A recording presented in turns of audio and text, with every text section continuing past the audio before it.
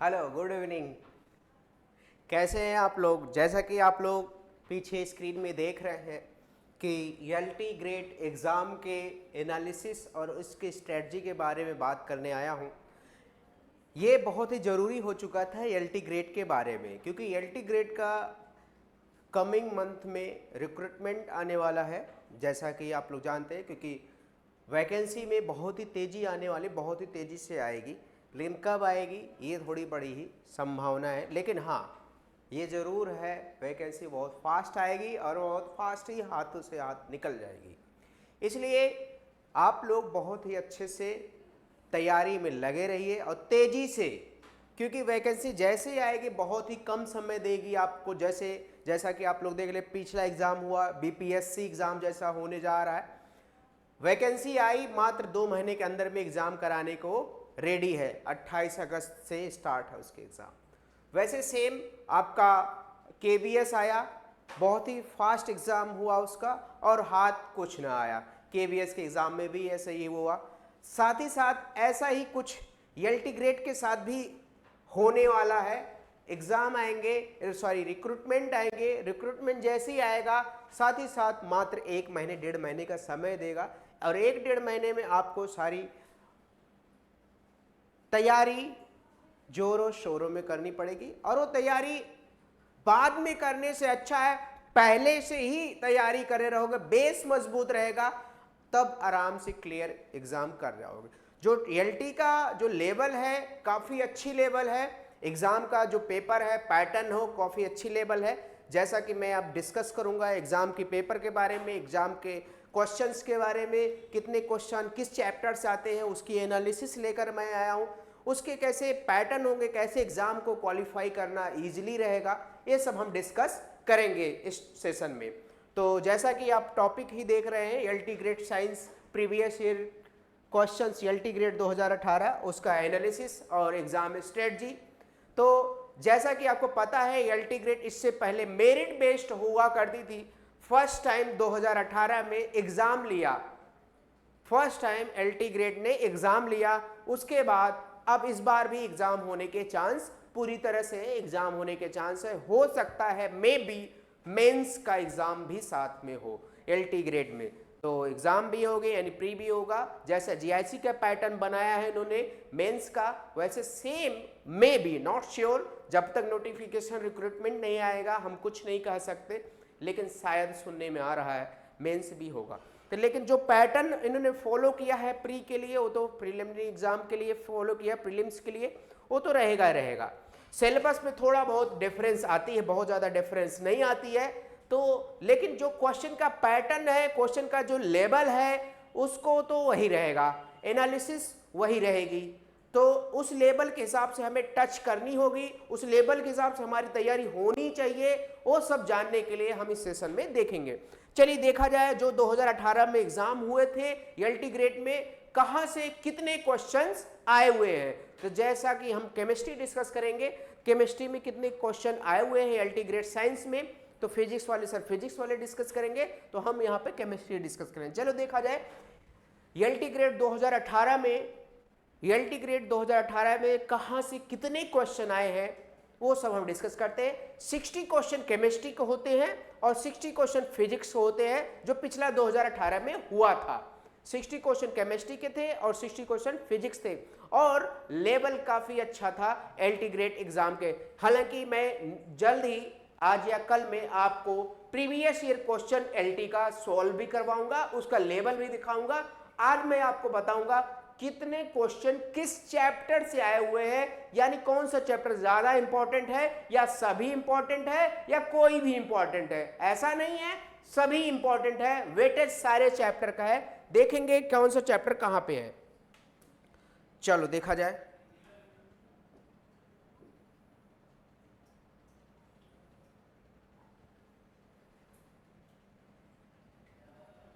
जैसे देखा जाए, पहला चैप्टर ऑर्गेनिक का है, general organic chemistry. General organic chemistry से कितने क्वेश्चंस आए हुए हैं एलटी ग्रेड एग्जाम में? 2 क्वेश्चन आए हुए हैं। 2 क्वेश्चन, 3 क्वेश्चन, 4 क्वेश्चन ऐसे ही अप्रॉक्स सभी चैप्टर से आए हुए, लेकिन सभी चैप्टर से आए हुए हैं। तो 2 क्वेश्चन यहाँ पे देखा जाए। रिएक्शन इंटरमीडिएट देखा जाए, बहुत लोग इसको जीओसी में भी पढ़ाते हैं, कुछ लोग अलग से भी पढ़ाते हैं। तो रिएक्शन में इंटरमीडिएट मैं अलग से ही पढ़ाता हूँ। तो उससे क्वेश्चन जो आया हुआ है, कितने क्वेश्चन आया हुआ है? 1 क्वेश्चन आया हुआ है। तो रिएक्शन मैकेनिज्म भी कितने क्वेश्चन आए हुए हैं? 2 क्वेश्चन आए हुए हैं। तो टोटल देखा जाए जो बेसिक ऑर्गेनिक केमिस्ट्री है, जो बेसिक ऑर्गेनिक केमिस्ट्री है, ये बेसिक ऑर्गेनिक केमिस्ट्री बोला, तीनों चैप्टर आते हैं बेसिक में। तो बेसिक ऑर्गेनिक केमिस्ट्री से कितने क्वेश्चन टोटल बन रहे हैं? टोटल 5 क्वेश्चन बन रहे हैं। 5 क्वेश्चन बन रहे हैं। अबाउट ऑफ 60 में 5 क्वेश्चन एक चैप्टर से, यानी basic organic chemistry most important chapter है ये। तो मोस्ट इंपॉर्टेंट चैप्टर है। फिर उसके बाद ऑर्गेनिक सिंथेसिस से देखा जाए, ऑर्गेनिक सिंथेसिस में आपका aldehyde, ketone, carboxylic, alcohol and phenol, alkyl halide, ये सब होते हैं। वहां से क्वेश्चन मात्र 2 आए हैं। उतना ज्यादा इंपॉर्टेंट नहीं है जितना ज्यादा इंपॉर्टेंट बेसिक ऑर्गेनिक है। बेसिक ऑर्गेनिक से आपके 5 क्वेश्चन दिख रहे हैं। ऑर्गेनिक सिंथेसिस यूनिट से ओनली 2 क्वेश्चंस दिख रहे हैं। ठीक है, लेकिन है तो इंपॉर्टेंट है, क्योंकि 2 क्वेश्चन भी ऐसा नहीं इंपॉर्टेंट नहीं होते, इंपॉर्टेंट होते हैं।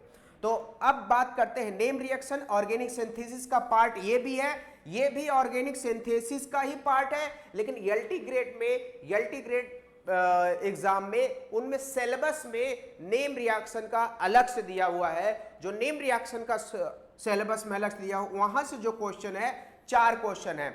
एलटी ग्रेड सिलेबस जो है नेम रिएक्शन का मात्र 8-10 name reaction, 10-12 reaction name reaction दे रखे हैं, वहां से 4 क्वेश्चन है। बड़ा इंपॉर्टेंट, मोस्ट इंपॉर्टेंट चैप्टर है, मोस्ट इंपॉर्टेंट चैप्टर है। रीजेंट भी ऑर्गेनिक सिंथेसिस का पार्ट है, रीजेंट भी ऑर्गेनिक सिंथेसिस पार्ट है। 3-4 नेम रीजेंट है, वहां से भी क्वेश्चन आए हुए हैं। कितने क्वेश्चन आए हुए हैं?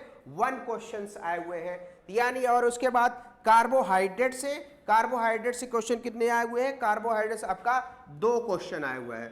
टोटल 2 क्वेश्चन आए हुए हैं कार्बोहाइड्रेट से।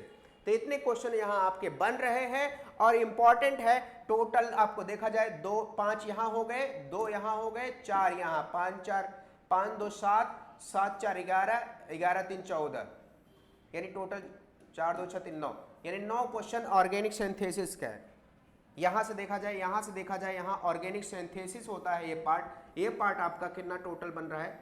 4 2 6 1 7 क्वेश्चन, 7 क्वेश्चन। 2 क्वेश्चन बायोमोलिक्यूल यानी बायोमोलिक्यूल यानी कार्बोहाइड्रेट्स है। टोटल ऑर्गेनिक में आपके क्वेश्चन कितने मिल रहे हैं? 7 5 12 2 14, 14 क्वेश्चन आपको मिल रहे हैं मात्र 7 चैप्टर से।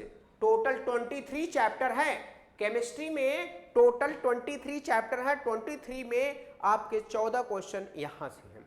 टोटल 23 चैप्टर है केमिस्ट्री में। चलिए देखा जाए और क्वेश्चंस और चैप्टर्स। 7 चैप्टर हमने डिस्कस किया, 8वां चैप्टर डिस्कस कर रहे हैं। 8वां चैप्टर भी ऑर्गेनिक का ही है, 8वां चैप्टर भी ऑर्गेनिक का है।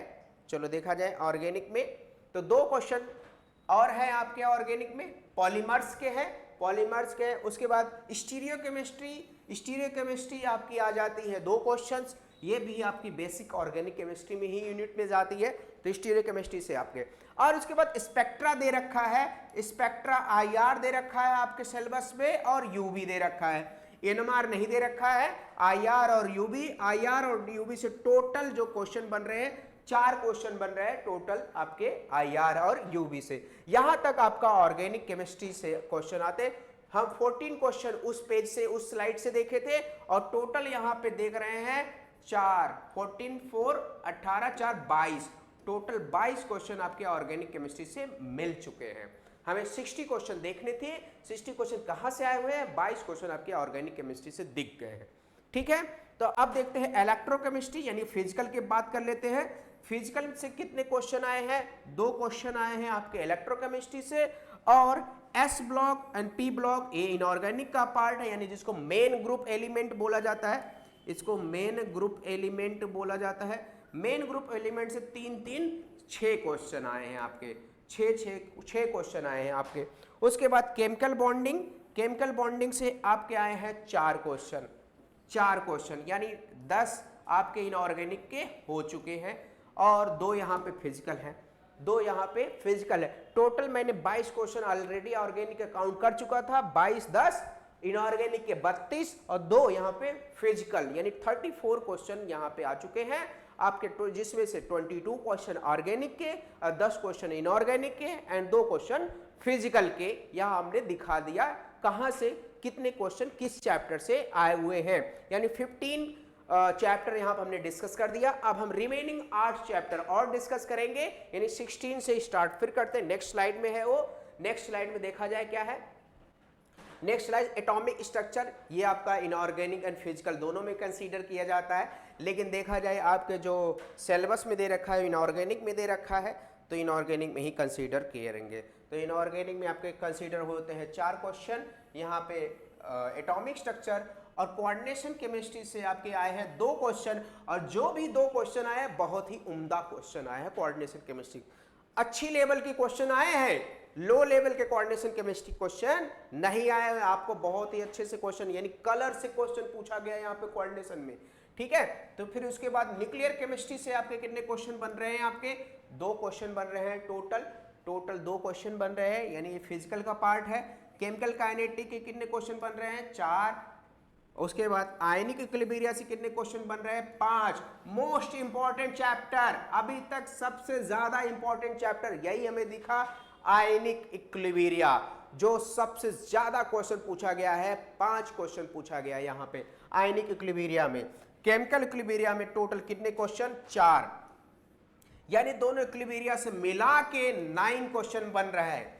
दोनों इक्विलिब्रियम मिला के 9 क्वेश्चन बन रहा है। थर्मोडायनेमिक एंड थर्मोकेमिस्ट्री, थर्मोडायनेमिक्स से total 4 question and 1 question, thermochemistry से टोटल 5 क्वेश्चन यहाँ पे बन रहे हैं आपके, ठीक है, टोटल बन रहे हैं यहाँ पे। हम पिछली स्लाइड में कितना देखे थे, ऑर्गेनिक के कितना देखे थे हम, 22 क्वेश्चन देख चुके थे, और फिजिकल के कितना टोटल वहां पे देखे थे, 2 क्वेश्चन देखे थे, और इनऑर्गेनिक के कितने देखे थे हम वहां पे, इनऑर्गेनिक के टोटल हम 10 क्वेश्चन देखे थे। तो यहाँ पे देखा जाए ये इनऑर्गेनिक में काउंट हो गए, इनऑर्गेनिक में 10, 4, 14, 2 और 14, 2 16, उसके बाद आपका इनऑर्गेनिक का 16 टोटल होता है, यानी 6 और यानी 16 काउंट हो चुका है। अब उसके बाद फिजिकल का ही है नंबर, न्यूक्लियर फिजिकल में आएंगे 2, केमिकल काइनेटिक 2, 4, 6, आयनिक इक्विलिब्रियम 6, 9, 15, 5, 20 यहां से है, 2 पहले का है 22, यानी 22 क्वेश्चन ऑर्गेनिक से, 22 क्वेश्चन फिजिकल से एंड 16 क्वेश्चन आपके इनऑर्गेनिक से, यानी टोटल देखा जाए 60 क्वेश्चन आपके हो चुके हैं। 22, 22, 44, 16, 60 क्वेश्चन। 60 क्वेश्चन केमिस्ट्री का मैंने बता दिया कहां से किस चैप्टर से आए हुए हैं। मैंने पूरी एनालिसिस 2018 के एग्जाम को मैंने यहां पे दिखा दिया किस चैप्टर से आए, जिसमें से मोस्ट इंपॉर्टेंट चैप्टर आपके chemical equilibrium and ionic equilibrium देखा गया। उसके बाद आपके मोस्ट इंपॉर्टेंट चैप्टर आपको देखे गए बेसिक ऑर्गेनिक केमिस्ट्री और ऑर्गेनिक सिंथेसिस में। बाकी उनमें से कहीं 3, कहीं 4, कहीं 3, 4 ऐसे ही क्वेश्चन है, लेकिन आए हुए हैं सभी चैप्टरों से यहाँ पे क्वेश्चन आए हुए हैं। तो सभी चैप्टरों से यहाँ पे क्वेश्चन यहाँ पे आए हुए हैं, सभी के सभी इंपॉर्टेंट यहाँ पे चैप्टर हैं। ये हमारी हो गई एनालिसिस किस चैप्टर से कितने क्वेश्चन आए हुए हैं। अब हम बात करते हैं स्ट्रेटजी की। स्ट्रेटजी की बात किया जाए कैसे रहेंगे स्ट्रेटजी की। स्ट्रेटजी देखा जाए यहां पे, देखो ध्यान से, जैसा कि मैंने पहले भी बता चुका हूं, ईएलटी का जो रिक्रूटमेंट आने वाला है, समय आपको बहुत कम देगा, समय आपको बहुत एक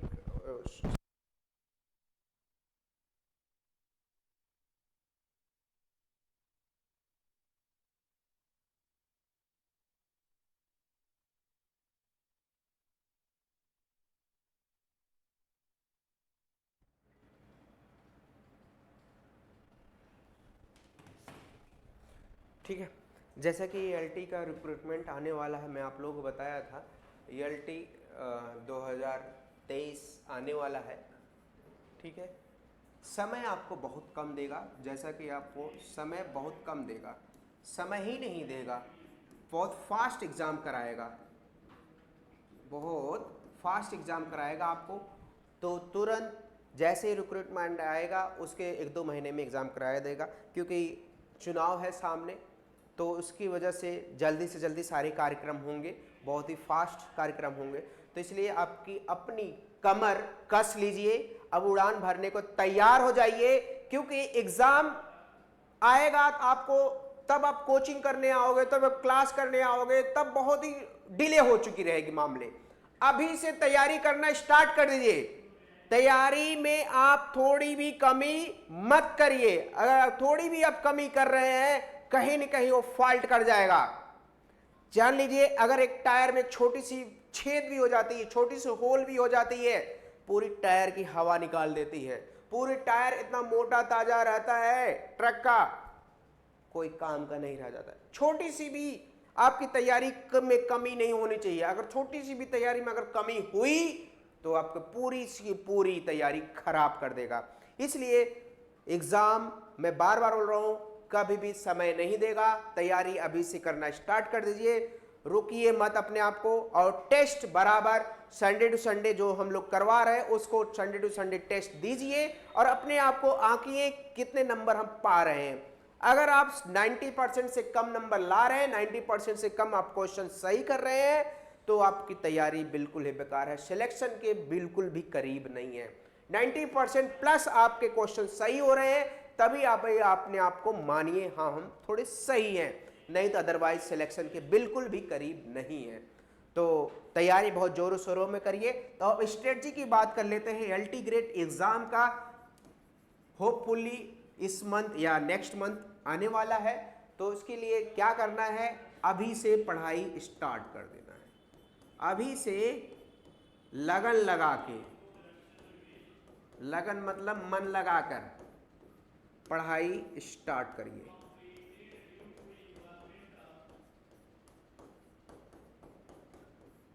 अब इसके लिए कैसे पढ़ाई स्टार्ट करेंगे, पहले आप सबसे पहले जितने लेक्चर आपने अटेंड किए हैं उसको दोबारा देखिए, उसको दोबारा देखिए। जो देख चुके हैं उनके लिए मैं बता रहा हूं, और जो नहीं देखे, जो पहली बार देखने जा रहे हैं, उनको क्या करिए है, लेक्चर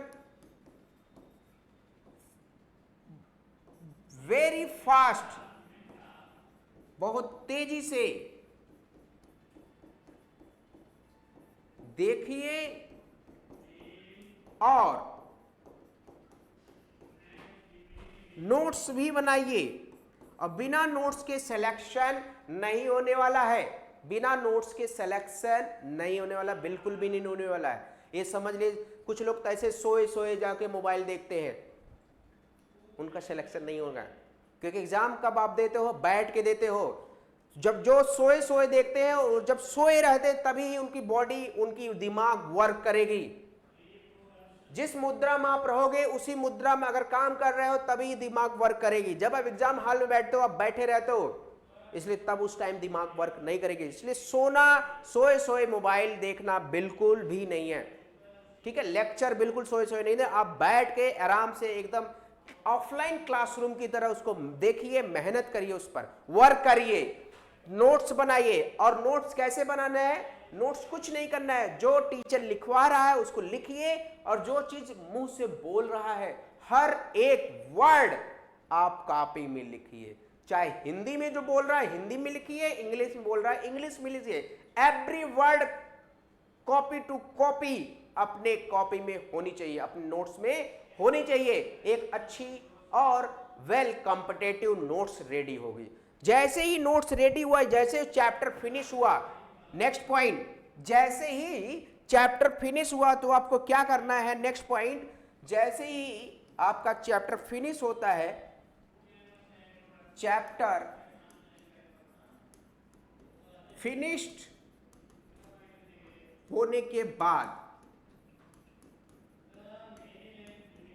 बाद क्या करना है, रिवाइज करना है। आपको बार बार रिवाइज करना है। रिवाइज करने के बाद आपको क्या करना है, अपने मन से क्या रेडी करना है, शॉर्ट नोट्स रेडी करना है। शॉर्ट नोट्स रेडी कर लेंगे तो एक एग्जाम के रिवीजन के लिए बहुत ही बेस्ट माना जाता है शॉर्ट नोट्स एग्जाम के पर्पस से बहुत ही बेस्ट माना जाता है आपके लिए, ठीक है। तो शॉर्ट नोट्स एवरी चैप्टर का,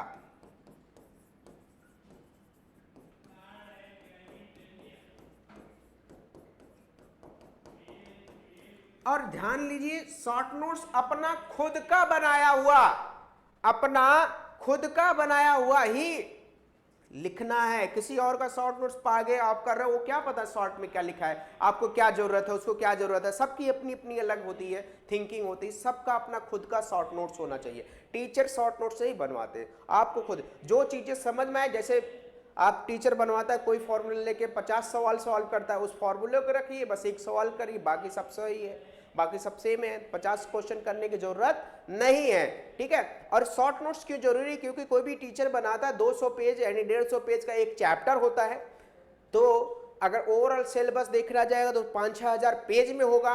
उसको आप अगर जब एग्जाम टाइम रिवीजन करने जाएंगे तो कम से कम उसको रिवीजन करने में 10 से 15 दिन लग जाएंगे, 4000-5000 पेज पढ़ने में दोबारा।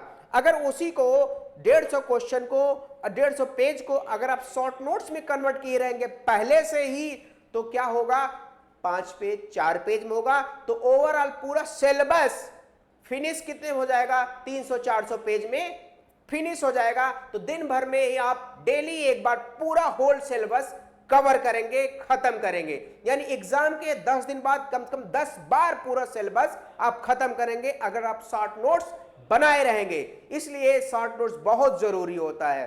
शॉर्ट नोट्स बनाइए और खुद से बनाइए, और शॉर्ट नोट्स वही बच्चा, वही स्टूडेंट, वही अभ्यर्थी बना सकता है जो अच्छे से चैप्टर पढ़ा हो, वही बना सकता है, अदरवाइज शॉर्ट नोट्स कोई नहीं बना सकता। इसलिए शॉर्ट नोट्स बहुत ही जरूरी होता है, ठीक है।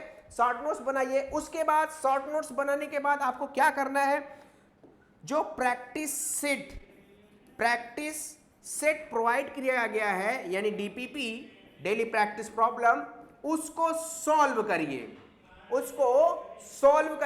सॉल्व करने के बाद किसी भी क्वेश्चन में कोई पर्टिकुलर प्रॉब्लम आती है तो आप तुरंत उसका वीडियो सॉल्यूशन देखिए। एप्लीकेशन में ऑलरेडी पढ़ चुका है, जो कुछ नहीं पढ़े हैं वो ऑलरेडी पढ़ रहे हैं, धीरे धीरे सारे हो जाएंगे, लगभग 10-15 दिन में सारे खत्म हो जाएंगे वीडियो सॉल्यूशन उसके। तो डीपीपी प्रैक्टिस सेट उसको सॉल्व करना स्टार्ट कर दीजिए, सारे क्वेश्चन हो जाए, डीपीपी हो जाए। फिर उसके बाद किसी बुक से आप डीपीपी मिल रहे हैं, किसी बुक से प्रैक्टिस क्वेश्चन मिल रहा है, उसको भी सॉल्व करिए, सारे क्वेश्चन को सॉल्व करिए। कोई भी बुक, कोई भी नोट्स, असाइनमेंट, डीपीपी जो कुछ मिल रहा है उससे रिलेवेंट जितने भी क्वेश्चन है सब क्वेश्चन को सॉल्व करिए। ज्यादा से ज्यादा क्वेश्चन सॉल्व करेंगे कॉन्सेप्ट उतना ही क्लियर होता है, तभी कॉन्सेप्ट उतना ही क्लियर होता, अदरवाइज कॉन्सेप्ट क्लियर नहीं होता।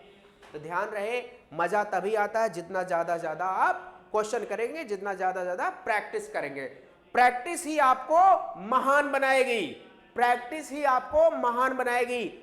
पढ़ने से महान नहीं होगा, पढ़ने के बाद आपको कितना उसको निखार रहे हो, रगड़ रहे हो, उसको महान बना दे। सोना खरीदने से चमक नहीं आती, सोना को आप लाओ, उसको उतना ही साफ सफाई रगड़ के करो, तब निखार आएगी, तब उतनी ही चमक आएगी जितना ज्यादा रगड़। इसलिए रगड़ना बहुत ज्यादा जरूरी, रबिंग बहुत ज्यादा, यानी पढ़ने के बाद आप अपना पन्ना को पलटिए, रिवाइज करिए, शॉर्ट नोट्स बनाइए, प्रैक्टिस सेट करिए, ज्यादा प्रैक्टिस सेट करिए, आप एक दिन महान बन जाओगे, ठीक है, आप महान बन जाओगे। ध्यान रहे, आपको क्या करना होता है, कुछ लोग कहते हैं सर मन नहीं लगता, मोटिवेशन नहीं मिलती, मन नहीं लगता। एक बात कान खोल के सुन लीजिए, मन कैसे लगेगा, मन कैसे लगेगा। अब आप कभी आपने फेसबुक या सोशल मीडिया पे या कहीं भी इंस्टाग्राम, फेसबुक पे आप एक डीपी लगाते हो तो बहुत ही अच्छा क्लियर यानी साफ सुफ एडिटिंग करके लगाते हो, ताकि हमें क्या मिले, लाइक मिले, कमेंट्स मिले, उससे बड़ी खुशी होती है कि लाइक कमेंट्स मिल रहा है, लोग हमें मान रहे हैं, लोग हमें इज्जत दे रहे हैं लाइक्स कमेंट से। तो उससे क्या लगता है, खुशी कितने दिन रहता है, 3-4 दिन, जब तक वो सोशल मीडिया में रन कर रहा है तब तक लाइक कमेंट्स मिलता है, उसके बाद खत्म, उसके बाद क्या होता है, खत्म हो जाता है। लेकिन अगर आप जिंदगी भर इज्जत लेना है तो आपको सरकारी नौकरी करनी पड़ेगी, और तो जिंदगी भर इज्जत मिलेगा, अदरवाइज इज्जत नहीं मिलेगा। तो सोशल मीडिया में 2-3 दिन जो इज्जत मिल रही है वो गाली में तब्दील हो जाएगी, ठीक है। तो वो 2 मिनट का 2 दिन का जो इज्जत है उसको लाइफ टाइम के लिए इज्जत में कन्वर्ट करने के लिए आपको दिन रात मेहनत करनी पड़ती है।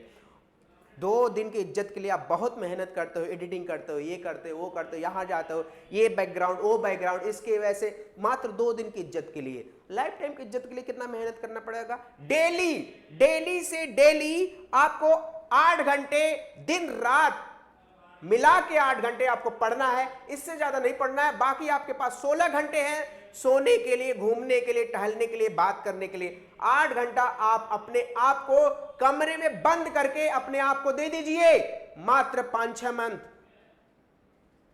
नौकरी आपके कदम चूमेगी, नौकरी आपको कदम चूमेगी भैया।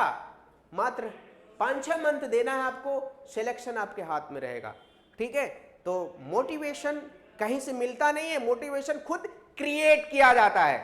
तो क्रिएट करिए, आप डेली मेहनत करिए और डेली आपको कम से कम 6 से 7 घंटे अपने आप को दीजिए। 6 से 7 घंटे, मैंने 8 घंटे भी बोला था, अभी 6 से 7, अब इससे ज्यादा कम मत करिएगा। मैक्सिमम जो रहना चाहिए, एक आइडियल स्टूडेंट जो होता है 8 घंटे ही पढ़ पाएगा, इससे ज्यादा भी नहीं पढ़ पाएगा। क्योंकि इससे ज्यादा भी पढ़ पाएगा तो क्या हो जाए, भ्रष्ट हो जाएगा। भ्रष्ट भी नहीं होना है। तो आपको 8 घंटे अगर पढ़ते हो, 8 घंटे सोते हो, तो टोटल 16 घंटे हो गए। 8 घंटे आप अपने नित्य क्रिया एंड मम्मी पापा एंड भाई बहन, social media and social life, इन सब में गुजारो। क्योंकि सोशल लाइफ भी इंपॉर्टेंट होता है। आप नौकरी लेके क्या कर रहोगे अगर सोशल लाइफ ही नहीं रहेगी? Social life is most important, तो उसको भी ध्यान देना होता है, तो वो भी चाहिए। तो एक 8 घंटे आप अपने आप को दो, एक कमरे में बंद करके अकेले उसमें पढ़ाई करिए। अकेले मतलब ये नहीं सोइए अकेले मतलब ये नहीं, उसको पढ़ाई करिए और मस्त रह गए। और कोई भी डाउट, कोई भी प्रॉब्लम आती है, वो हम लोग हैं तो उसको सॉर्ट आउट कर सकते हैं। हमारे रसायन हेल्पलाइन नंबर, दोनों नंबर पर, किसी भी नंबर पर कांटेक्ट करके आप उसको सॉल्व कर सकते हैं। ठीक है, तो बाकी जो प्रॉब्लम होती है उसको आप तुरंत सॉल्व करने की कोशिश भी किया करिए। ठीक है, ये हमारा क्या है, स्ट्रेटजी ये है। आप पहले, सबसे पहले लेक्चर को देखिए, उसका नोट्स बनाइए, नोट्स बनाने के बाद शॉर्ट नोट्स बनाइए, शॉर्ट नोट्स बनाने के बाद उसका प्रैक्टिस करिए, प्रैक्टिस करने के बाद कुछ प्रॉब्लम आती है उसका वीडियो सोल्यूशन देखिए, उसके बाद टेस्ट अटेम्प्ट करिए, टेस्ट चैप्टर वाइज अटेम्प्ट करिए। ऐसे धीरे धीरे चैप्टर वाइज अटेम्प्ट करने के बाद माइनर टेस्ट दीजिए, माइनर टेस्ट देने के बाद फुल लेंथ टेस्ट दीजिए। धीरे धीरे आप अपने आप को खुद ही निखार लेंगे, खुद ही निखार लेंगे। बाकी मेहनत आपकी रहेगी, मेहनत आपकी रहेगी। हम लोग भी मेहनत करते हैं आपके साथ, लेकिन अगर आप मेहनत करोगे उससे दुगना मैं मेहनत करता हूं, क्योंकि आप मोटिवेशन हमें दोगे। आप अगर मेहनत नहीं करते तो हम निराश हो जाते हैं। हम निराश अगर हो जाए तो हमारा काम और आपका काम, दोनों का काम रुक जाएगा। इसलिए निराश ना हमें करिए, ना अपने आप को करिए। एक अपने आप को बांध लीजिए कि हमें सिलेक्शन लेना ही लेना है। ठीक है, तो ये लेना ही लेना है। बाकी कुछ लोग कहेंगे सर लेक्चर ना देखें, बुक्स देखें। बुक्स भी देख सकते हैं, लेकिन बुक्स में समय ज्यादा चला जाएगा, समय ज्यादा चला जाएगा, वेस्टेज हो चला जाएगा। और क्योंकि बुक्स में बहुत सारी चीजें होती हैं जो हमारे एग्जाम के नॉन रिलेवेंट चीजें होती हैं। नॉन रिलेवेंट चीजें हमें उसमें ढकेल देंगी समय के लिए, और समय हमारे पास नहीं है। ऐसे ही समय गुजर चुका है, 30-40 साल के ऐसे ही हम लोग हो चुके हैं। तो यानी 30-40 साल के आप लोग, कुछ लोग कह रहे नहीं सर हम तो 25 साल के, नहीं आप हो 25 साल 20 साल, मैं मानता हूं, लेकिन समय तो गुजर रहा है ना, समय तो हो चला है ना, और समय जल्दी आता नहीं है। अगर ये रिक्रूटमेंट हाथ से चला गया है तो मान के चलिए 3-4 साल में कोई रिक्रूटमेंट आने वाला नहीं है, कोई वैकेंसी आने वाला नहीं है। तो इसलिए हाथ से जाने मत दीजिए। तो मैं उम्मीद करता हूं आप लोग इसमें मेहनत करना अब स्टार्ट कर देंगे, तैयारी करना स्टार्ट करें। जैसा कि आप लोग को पता है 5 अगस्त को आपको ऑफलाइन बैच एलटी का स्टार्ट हो रहा है। 5 अगस्त ऑफलाइन बैच एलटी का स्टार्ट हो रहा है।